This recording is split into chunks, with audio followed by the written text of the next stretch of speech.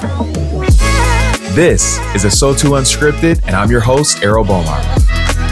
Hello, beautiful people. Welcome, welcome, welcome. This is ASOTU. This is Unscripted. I'm your host, Errol Bomar, and I'm super excited for our next guest. So you know what I'm going to ask you to do. That's right. Start clapping, start stomping your feet. I don't care if you're virtual. I still feel like I can hear the noise, and I know he will feel that too. So please do me a favor, and let's welcome our next guest, Landon Garside.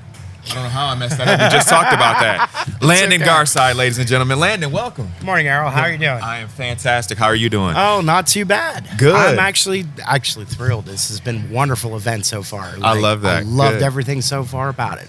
I love that. That's great. That's good to hear. So here's what I'm going to ask you. First off, ASOTU. Is this your first ASOTU? It is. Fantastic. Well, welcome. And I'm going to put it out there. This is going to be the first of many. All right? Okay. Now, I'm okay with that. I'm a big believer, right, that every hero has an origin story, all right? So I want you to tell everybody out there a little bit about your origin story. So what I mean is, tell us about then, how you got into the automotive industry. We're going to talk a little bit about now, where you are, and then maybe even talk a little bit about the future, right? So Tell us how you got here. So it was kind of by accident. Okay. Realistically speaking, I was kind of going through some stuff in my life. Like I got divorced and all that kind of stuff. Yeah.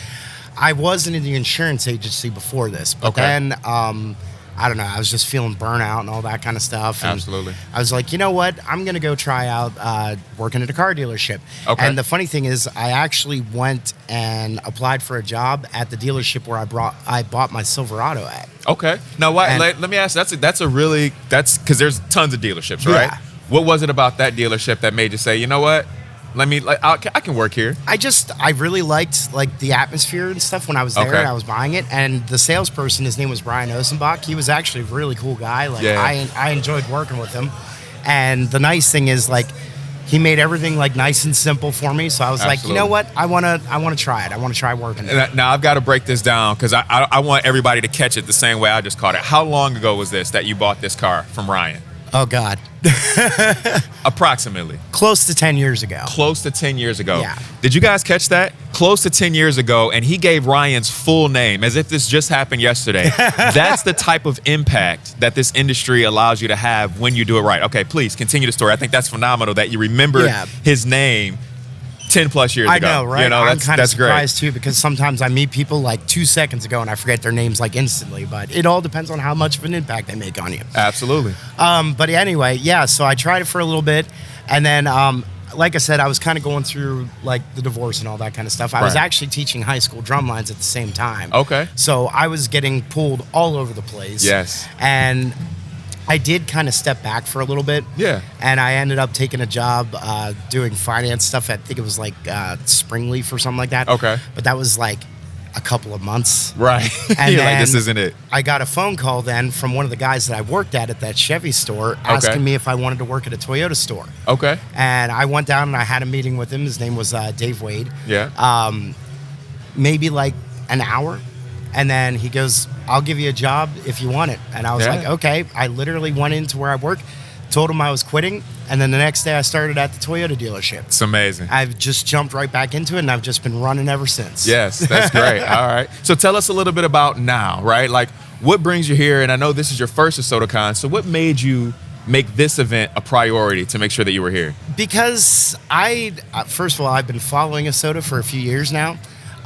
Just the organization in general. I love the stuff that they talk about because I have worked with dealerships and people that are more about the money. Got it. Not so much about the people, and that drives me nuts. I understand. And especially because I've been told things I have too big of a heart, I care too much, things like that. And I was like, but that's the point. Right. That's how you sell stuff. So I had this one customer named, I'll hold off her name because I don't have her permission, but she came in, she was trying to buy a car. Credit was okay. It wasn't the best, it wasn't the worst. Right. The problem was she owed some money on the car that she drove, but it was a piece of junk and it wasn't worth anything. I understand. And what I needed was a demo unit to sell her, but I didn't have any. Yeah. You know what I mean when I say that? absolutely, yeah. So what I ended up doing was I felt bad for her. I actually went and looked for a whole bunch of different dealerships all over the place trying to find somebody that had one. And finally I located one. I called him up, talked to the GM, told him the situation, ended up sending everything over to him. And then I sent her right away. And she went over and she bought the car from them. Wow. And, I got yelled at for that. Of course. Because they're like, in the moment. They're like, why did you, send this customer away if you couldn't do anything? Why didn't you just let her go? And it's like, because she needed help. Absolutely. She needed help. She bought her next 3 cars off of me. That's amazing. She actually purposely called me and she goes, hey, I've been looking for like a Toyota or like Camry or something like that. Yes. I said, I have good news for you. I actually work at a Toyota dealership now, not that Chevy one where we first met. Wow. She's like, really? And I'm like, yes, I've got plenty of Camrys. So that's great. That's amazing. So that sounds like the moment that you realized, or you kind of already knew, hey, I love people more than I love this product. And that's a big testament and statement. Well, and I mean, that's the thing. I don't know if you ever read Simon Sinek or listened to him. Yeah. But, one of the things that he always says is that business is about people. And if you don't understand people, you don't understand business. So that should always be the primary focus, in my opinion, to go and push for what is best for the people. Now, obviously, there are some times you got to kind of like, people try to walk all over you and stuff and all that. You have to manage it. You have to manage it and all that.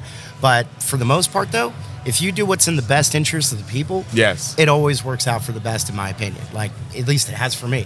That's it. It's that simple. So before we wrap up, Landon, tell us a little bit more about where we can find you, where people can contact you, all that good stuff. Okay.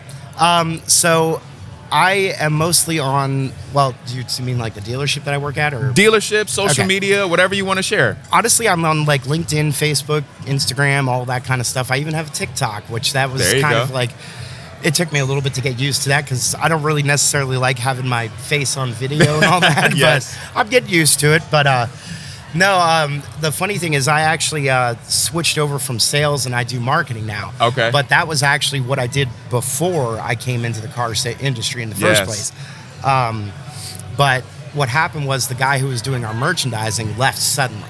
Okay. And they didn't have anybody to do it. But then Dave, the guy who I talked about earlier, he remembered that I had a background in like photography and all that stuff. Yeah. And so I started doing that. And then it just went crazy from there. I love that. And honestly, I've taken dominant market share 3 times with some of my marketing strategies. Yes. Like I've done all sorts of stuff and it's just crazy. I love that. I can't believe half the stuff that has happened. Like I'm still like pinching myself. Right. Because it's like, did that really happen? That's it. I love that. I love that. Well, listen, I want to thank you for sitting down, taking the time with us on Unscripted. We got day 2 coming up. Yes. And we're excited. So if you're not here, you're watching this later on. This is ASOTU day 2. This is Unscripted. Landon, I thank you for your time. Make sure Landon Garside, make sure you follow, find him, check out the marketing pieces, the TikTok, all great stuff. Thanks again for watching. This is Unscripted. We'll see you on the next one. Thank you for listening to Unscripted. At ASOTU, we're obsessed with uniting people around one big idea, that thriving people are the only path to a thriving and profitable industry. If that resonates with you, then head over to morethancars.com, join our email list, and explore our full list of podcasts.